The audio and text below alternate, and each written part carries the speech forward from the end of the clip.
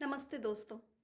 आज मैंने ये वीडियो बनाया बिकॉज़ मैं बहुत बहुत ज़्यादा एंग्री हूँ राहुल गांधी के आज के रिमार्क के ऊपर। Shem on you Rahul Gandhi. तूने पूरे हिंदुओं को, पूरे हिंदू समाज को भारत में हिंसावादी बोला। हिंदू लोग हिंसावादी होते ना तो तुम्हारे इस स्टेटमेंट पे तुमको सड़क पे घसीट के ले जाते। है ना एक पीसफुल कॉम सर तन से जुदा के नारे लगाती है। तुमने हमारे हिंदू समाज के लोगों को हिंसावादी बोला है। तुम्हारी इस स्टेटमेंट पे तू इमेजिन कर कि अगर ये स्टेटमेंट तूने पीसफुल धर्म के बारे में बोला होता तो तेरे साथ क्या होता। Shame on you. I condemn this action of Rahul Gandhi. He should ask forgiveness from whole country. पूरे हिंदू समाज से इसको माफी मांगनी चाहिए। इस आदमी के अंदर शर्म लज्जा नाम की कोई चीज बची नहीं हुई है। 4 सीट एक्स्ट्रा क्या आ गए, इस आदमी का घमंड देख ले कोई, फिर समझ आएगा। इस आदमी के अंदर ना लज्जा बची है ना शर्म बची है। एकदम धो के पी गया है ये आदमी सब कुछ। मुझे इतना गुस्सा आ रहा है कि उस संसद में लोगों ने जिसके ऊपर चप्पल जूते और अंडे बरसाने चाहिए थे। ये शिव जी की मूर्ति लेके गया था ना अंदर, शिव जी की पिक्चर लेके गया था।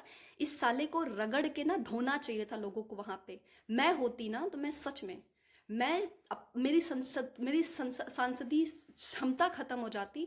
मैं जूता फेंक के मारती इसके ऊपर और फिर आती। क्या चल क्या रहा है संसद में। ये ओवैसी जैसा आदमी आता है। मैं बहुत कोशिश कर रही हूँ अपने शब्दों को कंट्रोल करने की, लेकिन इतनी जो नौटंकी चल रही है भारतीय संसद में 2024 के इस चुनाव के बाद कि ओवैसी जैसा आदमी आता है, जय फिलिस्तीन बोल के चला जाता है। राहुल गांधी पूरे हिंदू समाज के लोगों की बेइज्जती करता है और हमारा खून नहीं गर्म होता। ये बहुत बड़ा प्रतीक है राहुल गांधी कि हमारा ब्लड बॉयल नहीं होता हर बातों पे। वरना तुम जो ऐसे घूम रहे हो ना, अभी घूम नहीं रहे होते।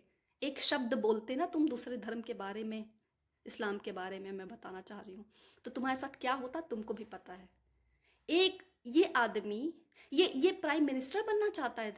ये प्राइम मिनिस्टर बनने की आकांक्षा रखता है ये आदमी राहुल गांधी। ये चाहता है कि ये 140 करोड़ के देश में, जहां 100 करोड़ हिंदू हैं, वहां के देश में ये आदमी प्रधानमंत्री बनने का सपना देखता है। और इसके शब्द आप सुन लो।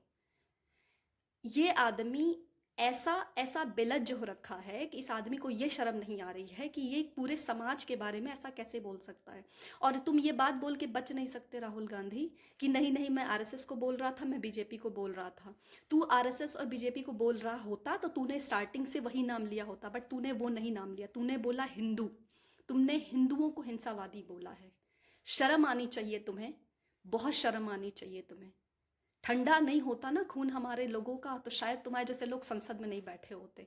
शर्म आ रही है मुझे आज एज अ हिंदू। मैं बहुत ज़्यादा हर्ट हूँ और मुझे बहुत शर्म आ रही है कि तुमको जिन लोगों ने वोट दिया है, जिनसे जीत करके तुम जिस संसद में बैठे हुए हो, कैसे तुम अपने ही देश की जनता के बारे में ऐसी बातें बोल सकते हो। जिनका तुम खाते हो उन्हीं की थाली में छेद कर रहे हो तुम राहुल गांधी।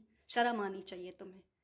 तुमने भरी संसद में जो ब्रॉड टेलीकास्ट हो रहा है, और तुमने ऐसे जानबूझ के बोला है। मैं तो मानती हूं कि इस आदमी ने जानबूझ के बोला है ताकि लोगों की भावनाएं जो हैं आहत हों, और एक दूसरे समाज के लोग, अपने जो मेन वोट बैंक हैं, उनको ये मैसेज जाए कि देखो हम तुम्हारे कितने सगे हैं।